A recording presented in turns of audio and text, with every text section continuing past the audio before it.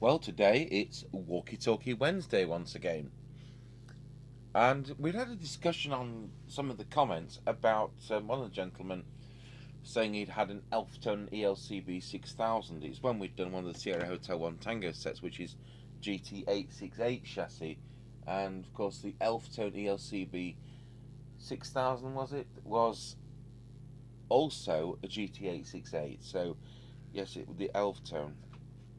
And the only I remember wanting for years to have an Elftone, kind of to add to the collection, and eventually I managed to buy a scrap chassis, and I actually did repair it and build it back up, all for a worthless set. One of the funniest comments recently was regarding the GT868, last Sunday's GT868, the Sonic one, and somebody put it didn't sound that good on the bench. No, it doesn't sound that good. That's why it's on Sierra Hotel 1 Tango Sunday, because they are the worst chassis ever to hit the UK. So, Nentone and Elftone are the same walkie-talkie. We've done the Elftone before, probably not in great detail. So I'll tell you what we're going to do. We'll do the Elftone. This isn't the same, that's not the same Elftone that I would have done before. These have come from a different source. And this says it comes with 14, 19 and 30. And this says it comes with 14, 19 and 30. So they're clearly after the same factory. They've got the same flaps on the boxes. And what's got a price on it? Unfortunately, $24.95. That was a bargain. It must have been second hand, because they were a lot more than that. So these are 1 watt, and if I remember rightly, unlike the that DNT lookalike, which said it was 4 watts, did it? No, it wasn't that. It was the German one. These, if I recall rightly, really are 4 watts, and we have had some good range out of them. Something like greater than 6 miles. But I think it's you've kind of gone one stage further, haven't you, than the 150 milliwatt like the Amstrad we did the other day. You've gone a bit further with this, and there we are. So I think these have been bought at a real auction. I'm not saying eBay isn't a real auction. You know what I mean? An auction house. So Mark ZX2 manages to find things on eBay. It's funny, eBay. I don't know how the algorithm works, but I can put in a search for, let's say, CB radio, and he can put in a search for CB radio, and Mr Chippie can put in a search for CB radio and our little extra criteria, and we all come up with different results. So I mean that's in nice condition. And the only thing we've gained here is we've gained a 12-volt socket on the back, because everything else is going to have to be crocodile clips. So, like the toy walkie-talkies, this is an absolute pain. I just wish it had even been an earphone socket. And I would think it's having two. I would think there's going to be a call tone there. And I suspect that the speaker is a microphone as well. We don't have a circuit diagram. So although I've covered this before, it would be about 6 or 7 years ago, and I'm going to start afresh, and we'll approach it this way. And I've had another idea on next time we do a little handheld, less than half a watt. I'm going to tune it up. I'm going to make sure that there's 50 ohm load, but I'm going to tune it up into the spectrum analyzer, and we'll do it that way. Yes, as I see this, we're going to be, I would think we're going to be something like transmit. There's the output transistor, which is quite a hefty one, and then I think we're going to have receive detector IF. That's how it's looking, and that's what we'll give it a go at. So I've taken the rod aerial out, and I've connected the wire that would go to it. This is so that we haven't got a wrong load. I mean, it's bad enough when you've got a bit of wire like that, but we've got it. So it is presenting, the test set's presenting a 50 ohm load. But is it supposed to be a 50 ohm load, or is it supposed to be something else? What we have here is a loading coil, so it's important that I don't adjust that as part of the tune-up. So all I can really do is tune for maximum. It's never ideal if you can't plug an aerial in properly. So we've got the power supply set for 12 volts and not 13.8, and we'll give it a start. How do you switch it on? And we've also selected channel 19, with it being in the centre of the band. What's that do?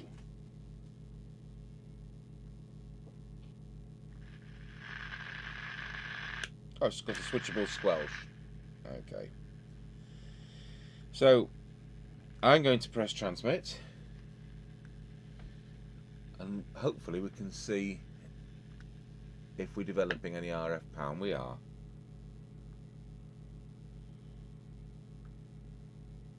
It's actually near enough on frequency as well, 7812146. Yeah, you see we're only getting, oh, so we're on the 3-watt scale, so that would be 1 watt, that's half a watt, that's 100 milliwatts. We're only getting 30 milliwatts. I'll just try it on channel 30. Yeah, channel. Yeah, they're all nearly there, frequency wise.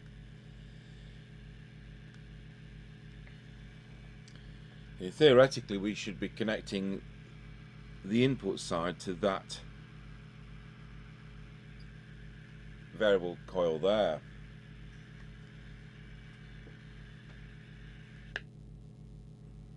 And we're drawing 220 milliamps. So let's see whether this does affect. So let's see whether this can affect the transmit.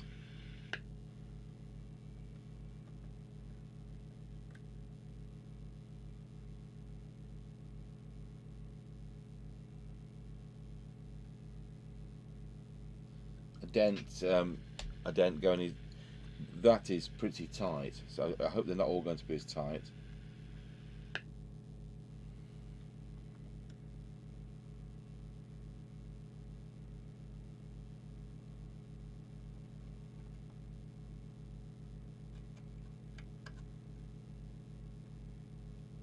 That one moves.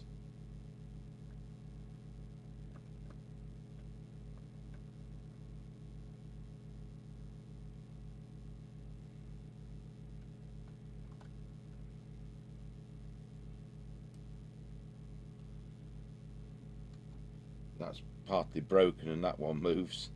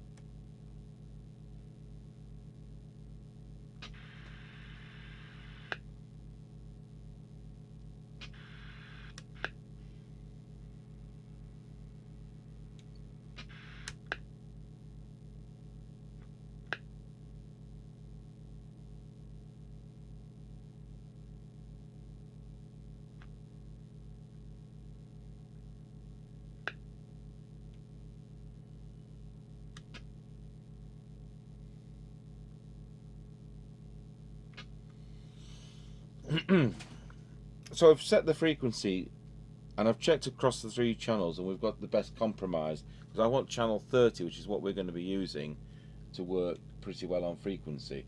So the way it is, because there's no individual channel adjustments, channel 30 is pretty close, channel 19 is pretty close, and channel 14 is slightly low, but it's all within spec. But I know that we're going to want to use channel 30.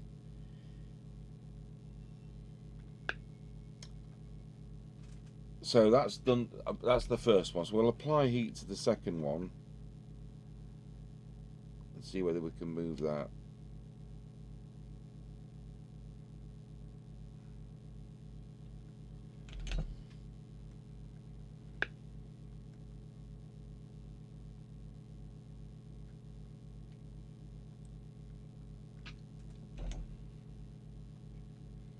I don't think this is being played with. I think this is got broken cores from the factory.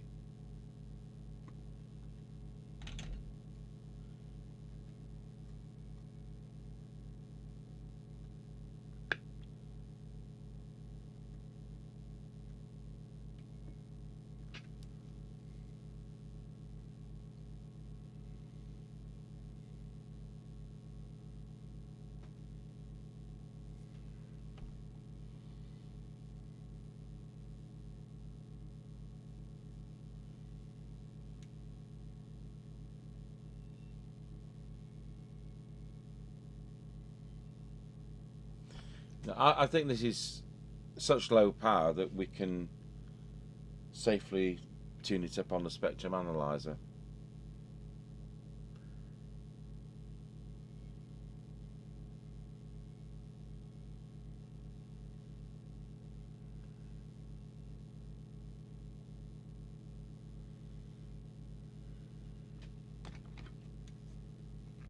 Anyway, what I'm going to do, I'm going to abandon transmit. We'll go on to receive.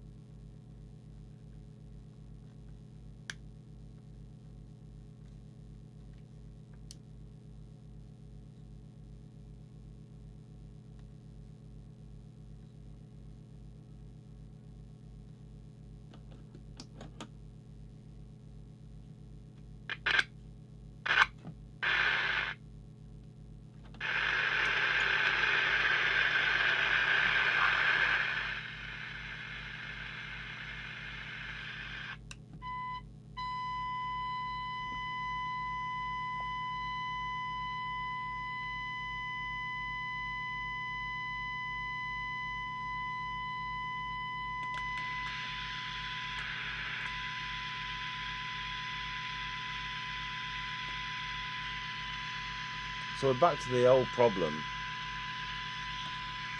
that we're going to have to take this set apart to get to the speaker terminals to connect it up to the cyanide meter.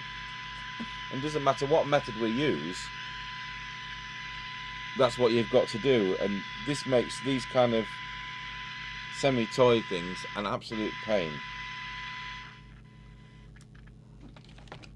Okay, so we've got the receiver now onto the cyanide meter.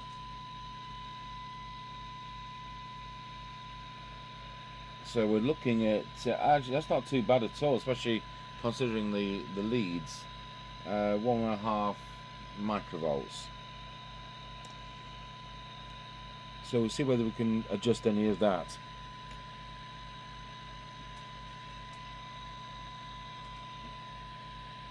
I'm going to start with the detector.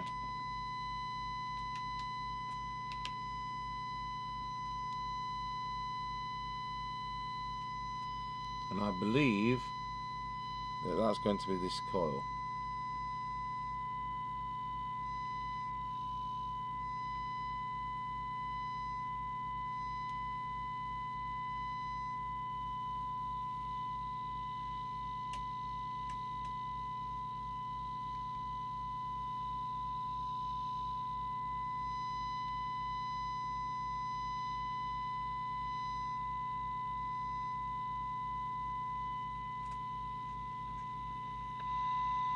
think that that's where the maximum is. Certainly not going to be.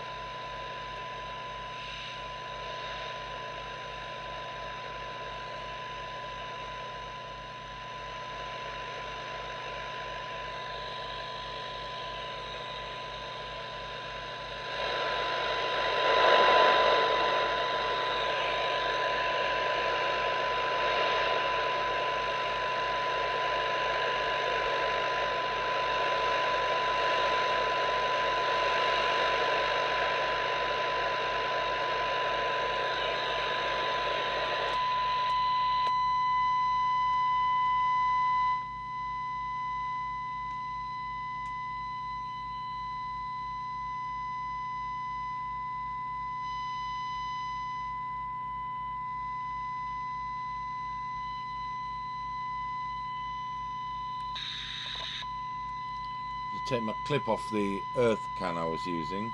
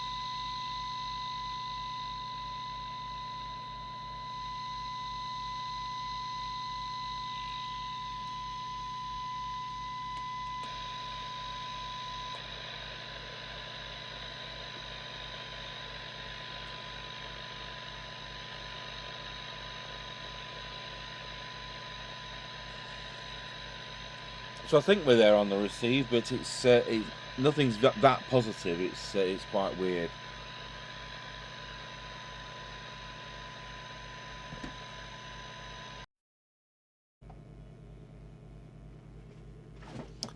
Okay, so we're going to transmit straight into the spectrum analyzer because the spectrum analyzer's maximum input is 30 dBm, and with my conversion chart, because I was brought up in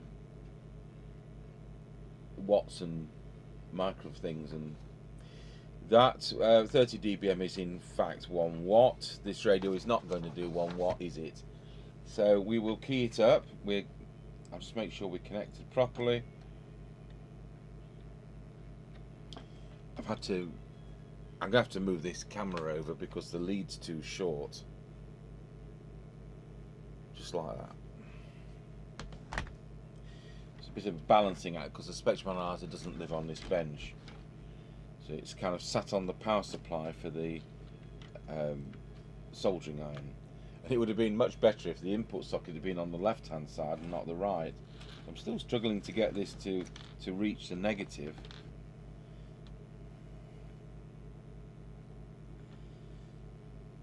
I think we'll borrow the crocodile clip we had on receive.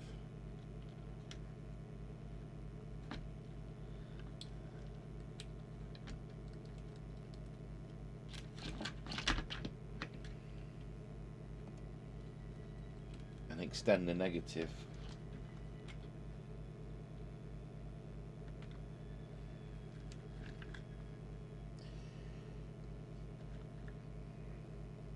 So let's key it up and see what the spectrum analyzer says he's doing.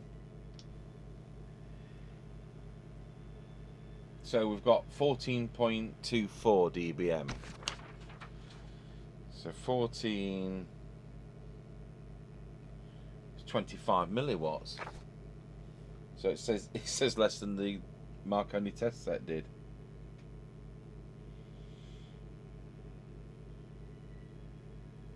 I think we're gonna have to go in before that loading coil, aren't we? We're gonna have to do some messing about. Pause the video.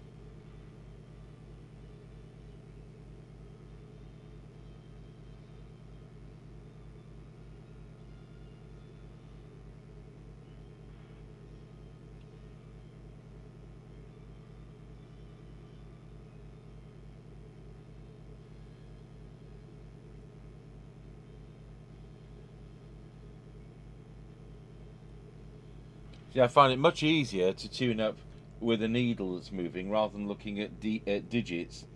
But there you go. This is, oops, that's the earth come off. This is going to be the problem. We really are stretching these leads. So I've taken that coil out.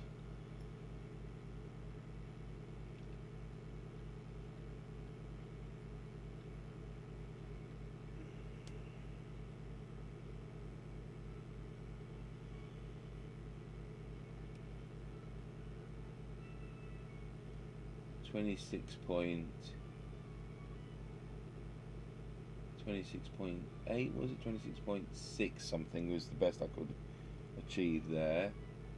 26.67, 26.77. That's the frequency.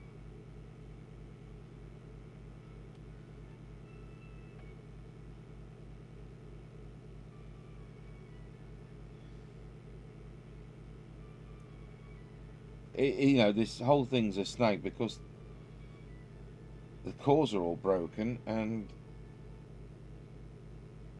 I'll just look at the one I took out and just see whether they can be got at from the other side. They can be got at from the other side. I'll tell you what I'm going to have to do. I'm going to have to unsolder those coils and see whether... See, the output transistor is getting hot, so there's no problem in it developing the power.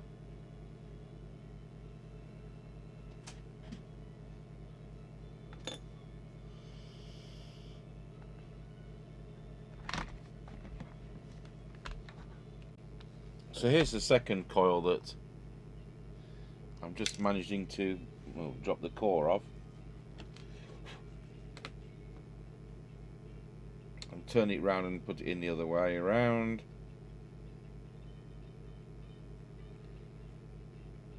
that flush in, and then we'll pop it back into the circuit. I don't think I'd be able to take these on commercially. I mean, what's this costing in time? You know, it's just not worth it. But it's a nice little see how it could perform.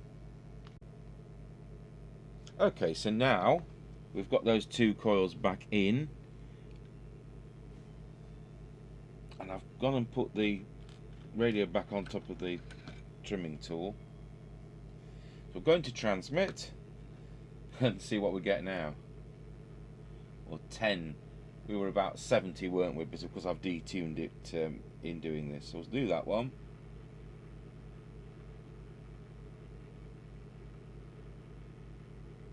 It looks like that one's the key one.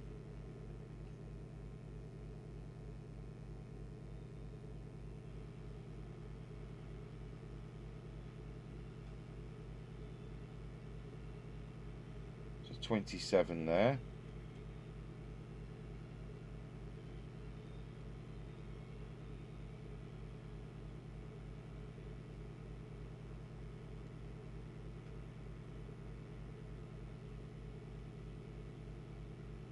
That's interesting, that's having no effect, so it must be on the receiver. Well, that is a surprise.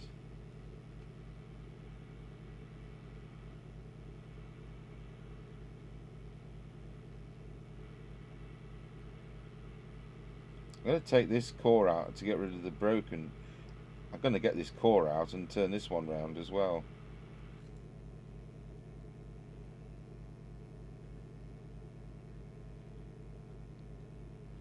I can't believe that somebody would actually screwdriver something like this. This one's only just got the edge missing, so it has actually come out easily. That's one of the ones which I was able to move anyway. So we'll just pop that in the other way around.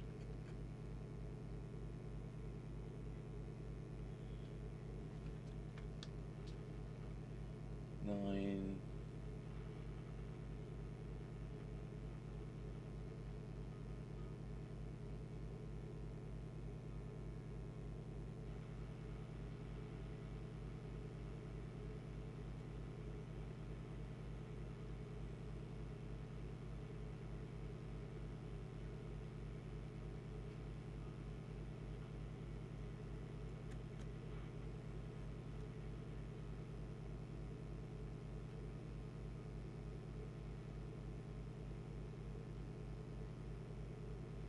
Well, that's about where we are.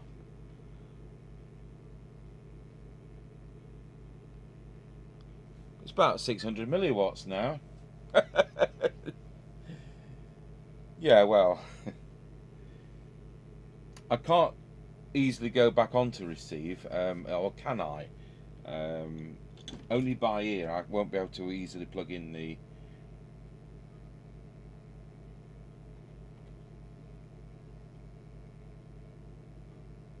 because I think that coil one of those coils we did could well be on the receiver. Not that the receiver sounded too bad. So we'll put that back into the test set.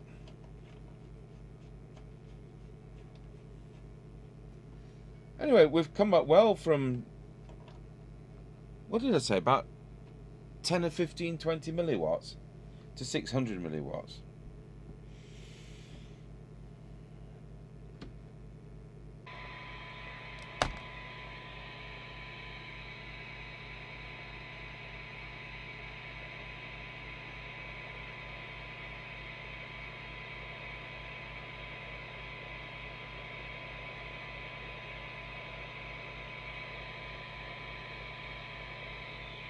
No, it's not affecting receive, so we'll go back onto the analyzer. How strange.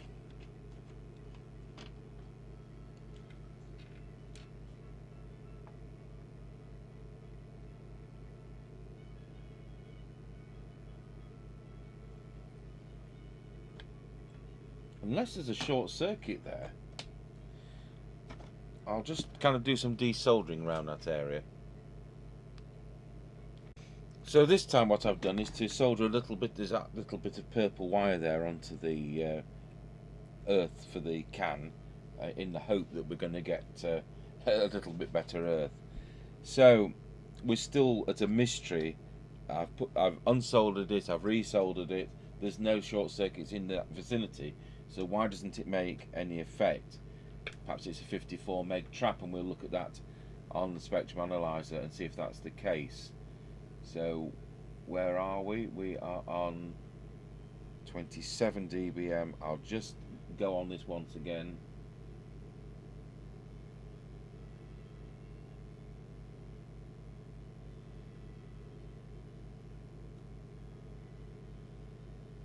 It's having very little effect.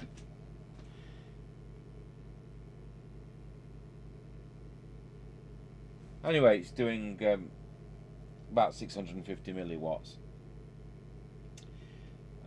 I'll just look at 54 megs and we'll see if that's a 54 meg trap, because it could be.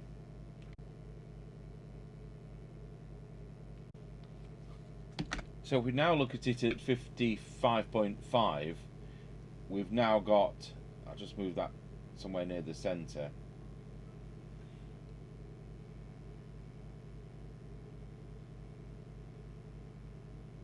We've now got the interference, shall we say, from 54, 55 megs. Yeah, look, it's the 54 meg trap. So there you go. So I've been able to take that to absolute minimum, and it's at minus 60 something. So we're looking at just 362 microvolts of interference. So yeah, that's what it is, 54 meg trap. One or two comments sometimes, they say, you missed a coil. I go, no, that's the 54 meg trap, we need to do that on the spectrum analyzer. So we have done this time. So, back to 27 megs. I may as well just press auto instead of pressing some buttons, and let's have a look at where we are. 28.42. So yeah, we're heading towards 700 milliwatts. So yeah, I think we've cracked it.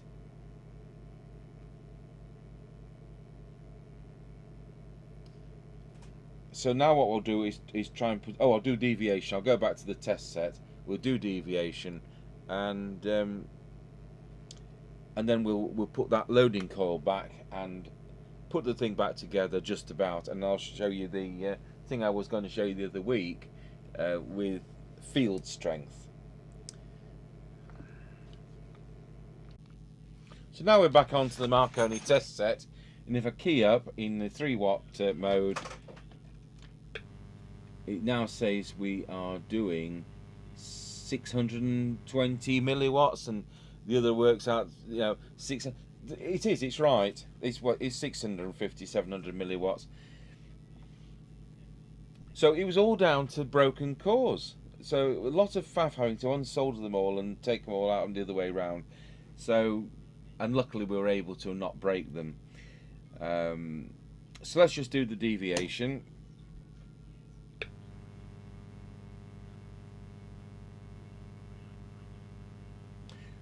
Wallow. That seems a bit low. I've left our oscillator on another bench in another room. I better go and collect it.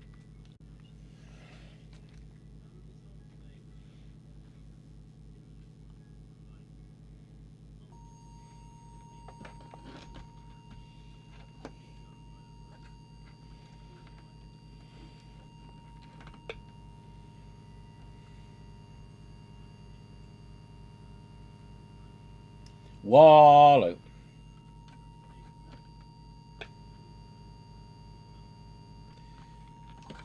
Because the speaker's used as the microphone, that method just isn't working. It's going to have to be the kind of getting up close to it type of arrangement, which was going to be fun.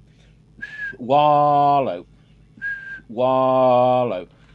Well, basically, I've set the deviation to full with the control there. It was totally at the other end. It was absolutely at minimum, so there was no deviation. And it's now reading peaking at 2.2, which is about where we want it to be.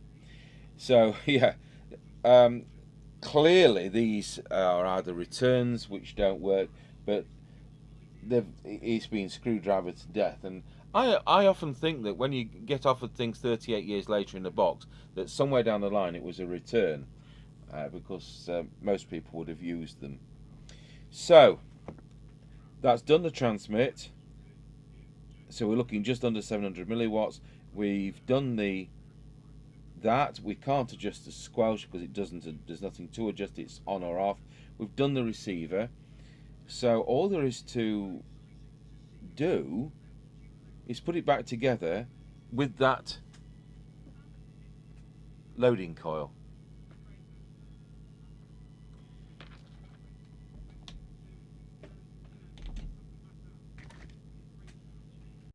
So we've got it back together, and it seems like it switches on.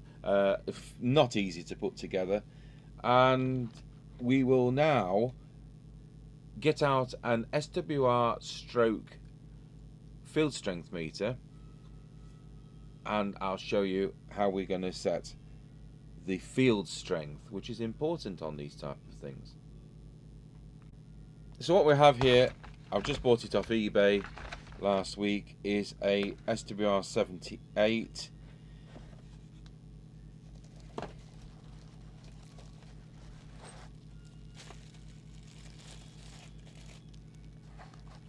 Complete with the receipt.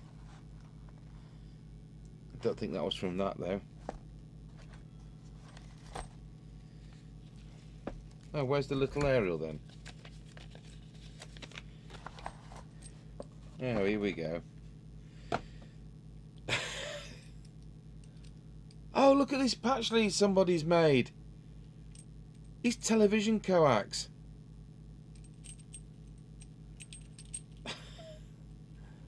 I better put that in the bin. Okay, so it doesn't come with a little aerial. That's annoying.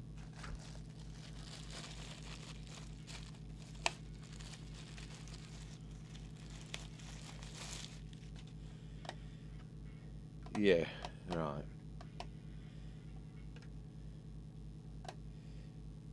And that's grinning as well, so we'll have to get that off with a craft knife and re-glue it. But anyway, for the demonstration purposes, we'll use our green little bit of lead,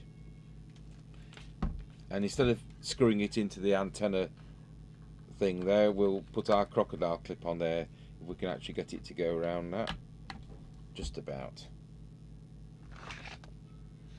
So I've managed to prop up the, can't do anything about the green wire going over it because of that little aerial being missing. So I've managed to prop it up as best we can. I'll just key up and see if we get a reading. No, I'll just move up the level somewhat. Okay, so we're getting a reading. So what I'm going to do is that coil, I don't need to show you this because I'd rather you see that on as a big thing rather than the other way around. That coil which I was saying I had to take out, I'm going to now key up, except I've come disconnected from the power supply. They are such a faff doing things like this. I started this at 6:30 this morning. I think we're at 9 o'clock. You know, and it's a worthless item.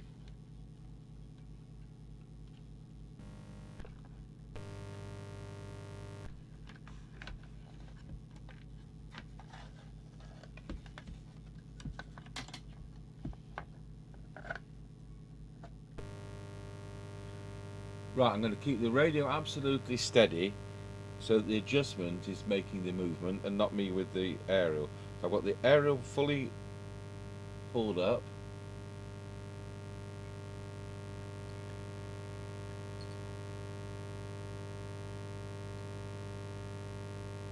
So we'll just see where the lock point is. Yeah, you see the field strength is coming up nicely. And there we have it. And that's definitely a different position to where it was before. So that's matching that aerial, that telescopic aerial, fully pulled up to the transmitter circuit. That is what that coil's doing. And we'll just go back to my normal camera.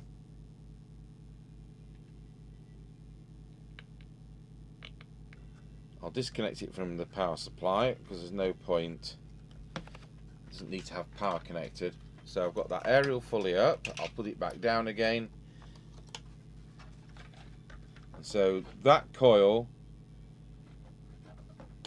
was the one I took out because it was interfering with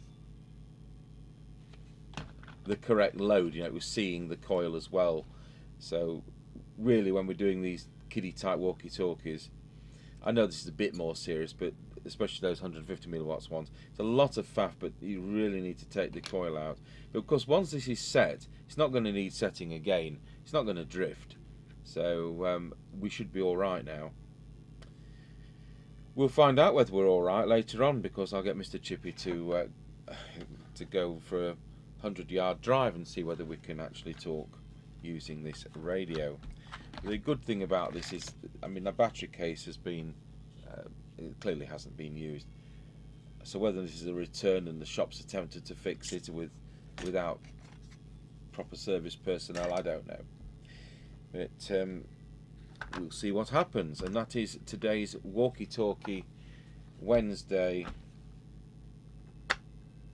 Quite a difficult one to do, but we've brought that up from what was it, 10, 15, 20 milliwatts up to 650, 700 milliwatts, and we've got that antenna match for probably the first time in its life, and the receiver seems to be reasonable. So thank you for watching Walkie-Talkie Wednesday, and that's the Nentone WT621FM from 1981.